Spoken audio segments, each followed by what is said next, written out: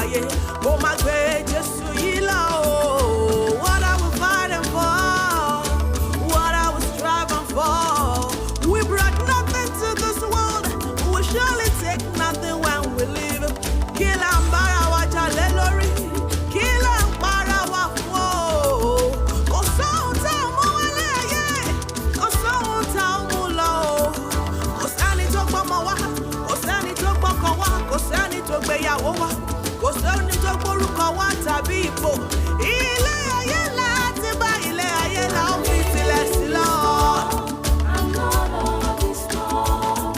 I'm living in this world. I belong to heaven.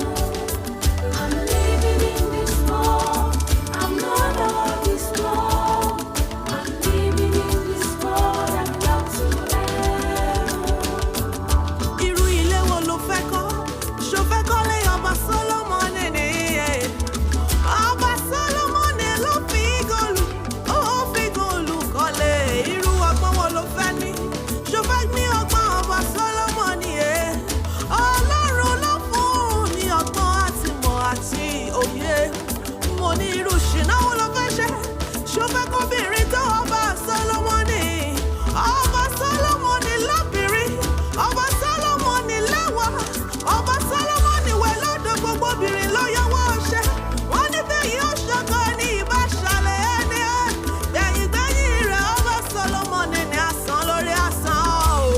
Olólówó lọ́wọ́ asán, ó kọ́lé alájà mẹ́fà, ó ní mọ́tò mẹ́rìnlélógún, ṣùgbọ́n kò ní Jésù. Asán lórí asán. I'm living in this world. I'm not of this world. I'm living in this world. I belong to heaven. I am living in this I'm world. living in this I am world. not of this I'm world. not of this world. I'm living in this I belong world. to I belong heaven. to heaven. Ilé mi lọ́run, kó má má di tẹlòmíràn o. Adé tọ́lọ́run pèsè fún mi, kórí olórí má bàa lọ́dẹ. Àní ilé mi lọ́run, kó má má di tẹlòmíràn o. Adé tọ́lọ́run pèsè fún mi, kórí olórí má bàa lọ́dẹ. Adé ìyè, adé ògo, adé ìgbàlà, adé ìràpadà, adé ìgbàlà, adé ọ̀tun. Kórí olórí má bàa lọ́dẹ. Kí n má ṣàìbá wọn áńgẹ́lì kọrin, kí n má ṣàìbá wọn mímọ́ wọlé, kí n má ṣàìbá Jésù jọba. Ọlọ́run tọ́ èrò ọkàn mi. Torí tí Jésù ò bá lè tọ́ èrò ọkàn rẹ, kò má má nílé tọ́ ìṣiṣẹ́ rẹ láyé. I'm living in this world. I'm not of this world. I'm living in this world. I belong to heaven. I'm living in this world. I'm not of this world.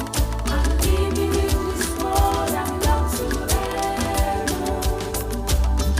Èrè kí ló jẹ́ fún ọmọ ènìyàn tó jèrè gbogbo ilé ayé tó sọ ẹ̀mí rẹ̀ nù? What shall it profit a man? Oh, what shall it profit a man if he gains the whole wide world?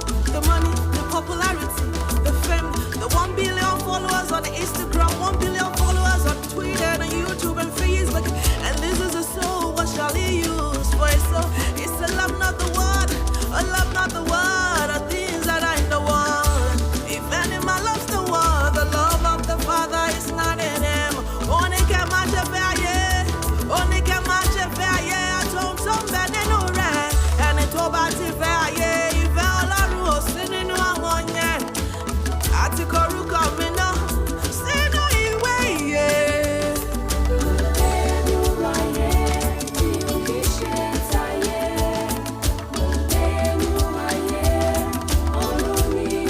Oh, man, no, I am.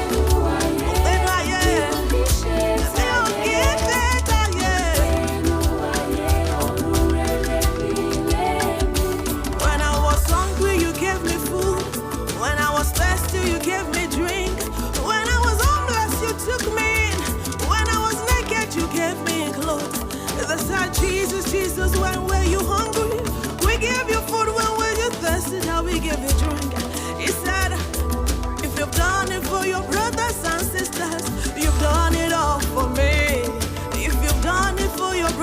and sisters, you've done it all for me. Ó ní ìgbà tí obi ń pa mí, ẹ̀yin lẹ fún mi lóúnjẹ jẹ. Jésù ló ní ìgbà tí ó ń gbẹ́ngbẹ́ mi, ó ní ẹ̀yin lẹ fún mi lómi mu. Nígbà tí mo wà nínú, ẹ̀yin lẹ daṣọ bò mí o. Wọ́n ní Jésù, Jésù, Jésù, ó gbàwó gan lebi ń pa ọ́. Táwa fún ọ lóúnjẹ jẹ, ó ní tẹ́ bá ti ṣe yí fọ́mọlàkejì yín, èmi lẹ ṣe fún. Tẹ́ bá ti ṣe yí fọ́mọlàkejì yín, èmi lẹ ṣe fún.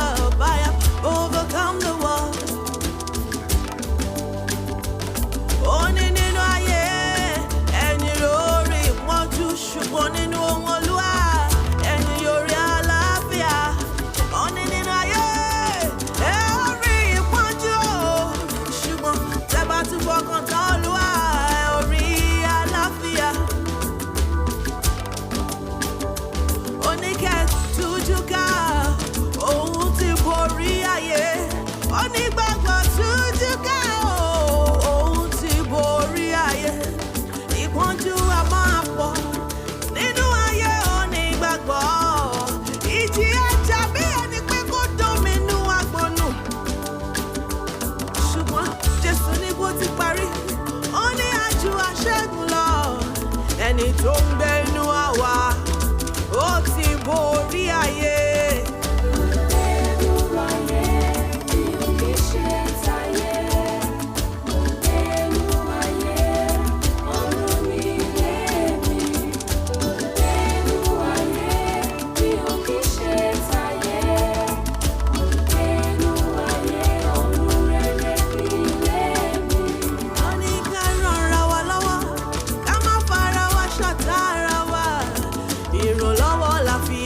Ṣe fún Ádámù, Jésù tó yọjú.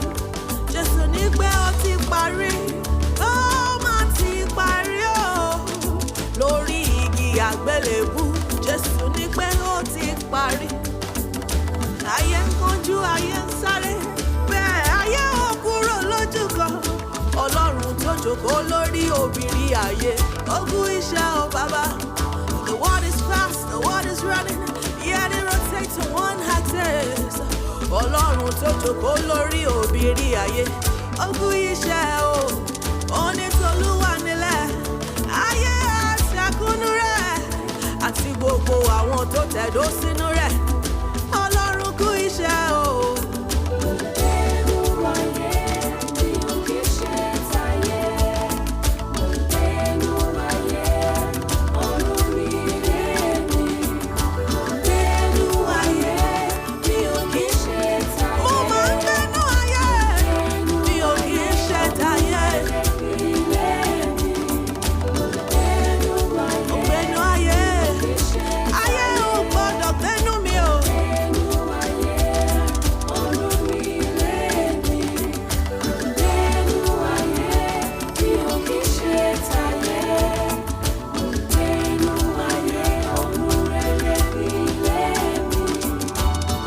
Don't get me twisted with the world.